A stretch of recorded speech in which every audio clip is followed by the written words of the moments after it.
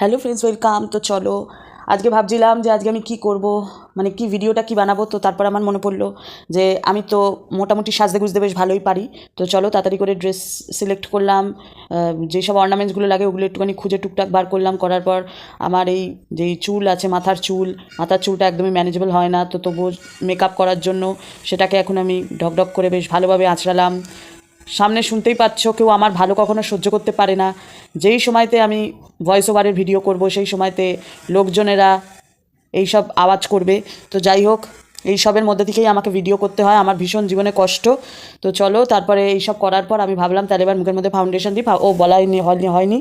ওহো, একটা উচ্চারণ করতে পারছি না ভাই, কী অবস্থা। আগে আমি প্রাইমার দিয়েছিলাম, তো তারপরে ফাউন্ডেশনটা দিলাম। এই যে মেকআপগুলো আমি ইউজ করছি, এগুলো হলো কোনো বেশি দামি মেকআপ নয়, এটা হলো একদমই কম দামি মেকআপ। এগুলো আমি মিশো থেকে কিনেছি। জানি না মিশোতে মানে সব কম দামি বিক্রি হয় কিনা সেটা আমি বলতে পারবো না। আমার যখন যেটা মনে হয় আমি তখন সেটা ইউজ করি। তো চলো, এটা ছিল একটা পার্টে থাকে কন্ট্রোর, একটা পার্টে থাকে হাইলাইটার। তো চলো এবার একটু আমার গালগুলো একটু ফোলা ফোলা বলে এইটাকে একটু দেখবো যে যদি করে হয়, মানে একটু সরু সরু গাল, গালই তো বলে, হ্যাঁ সরু গাল, মানে যাই হোক একটু প্লাম্পড নয় যেটা। তো তারপরে আমার ব্লাশ দিতে তো ভীষণই ভালো লাগে, তাই যখনই হোক মানে সারা গালময় শুধু লাল মেখে বসে থাকলে আমার মানে খুবই ভালো লাগবে দিনটা। তো যাই হোক, এই করে করে আমি প্রায় মানে এরম করতে করতে আমার ব্লাশ মাখা কমপ্লিট হলো। এটা ব্লাশই তো, হ্যাঁ। তারপরে একটু আমি পাউডার দিয়ে সেটিং করছি।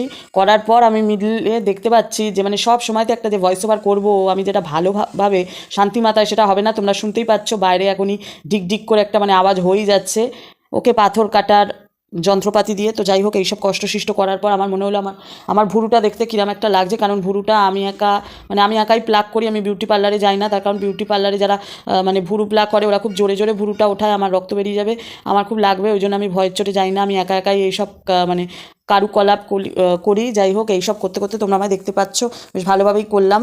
করার পর তারপরে ভাবলাম একবার একটুখানি আইশ্যাডোটা আমি ক্লিক করে দিই, মানে ক্লিক করবো কী রে ভাই, আইশ্যাডোটা একটুখানি পরার পর চোখের মধ্যে একটু কাজলটা পরে নিলাম।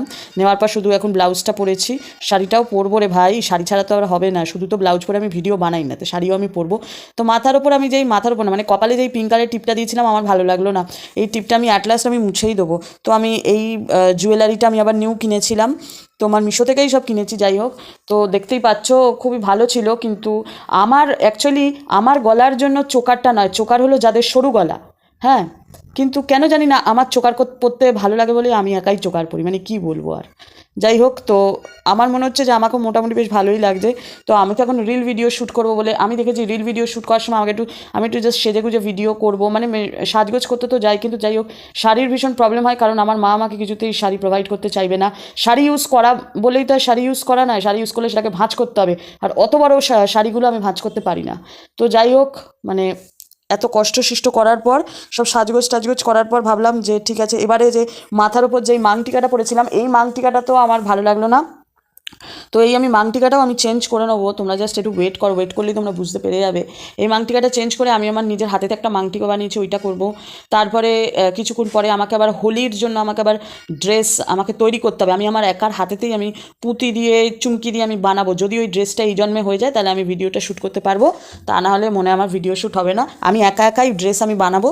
তো যাই হোক চলো, এটা আমি বানিয়েছিলাম একটা দুল দিয়ে, মানে একা একাই বানিয়েছিলাম, কেউ বিনা আমাকে হেল্পে।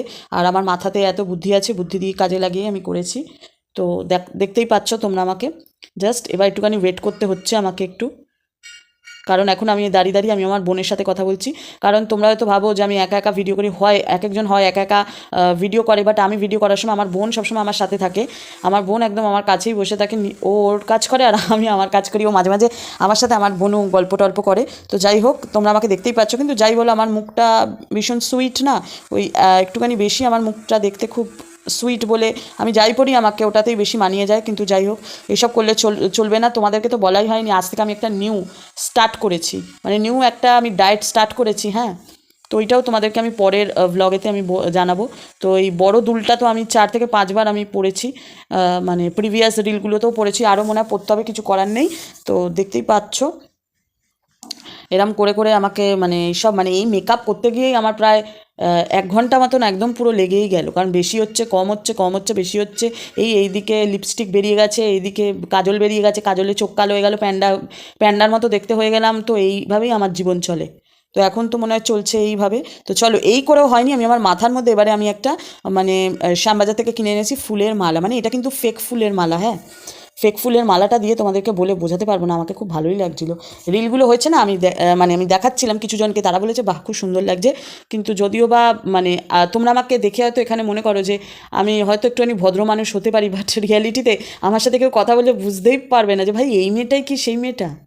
বিশ্বাস করো, একদমই, মানে এখানে এত পয়েজড দেখায়, এত স্টাইল করছি, এত রোমান্টিক গান টিয়ে, মানে রিয়েল লাইফে বলতে গেলে আমি রিয়েল লাইফে আমি মানে কি বলবো, আমি বয়ফ্রেন্ড, কি বলে বয়ফ্রেন্ড জামা আর কি বলে বারমুন্ডা পরে আমি সারা ঘর দুয়ারে ঘুরে বেড়াই, তাই।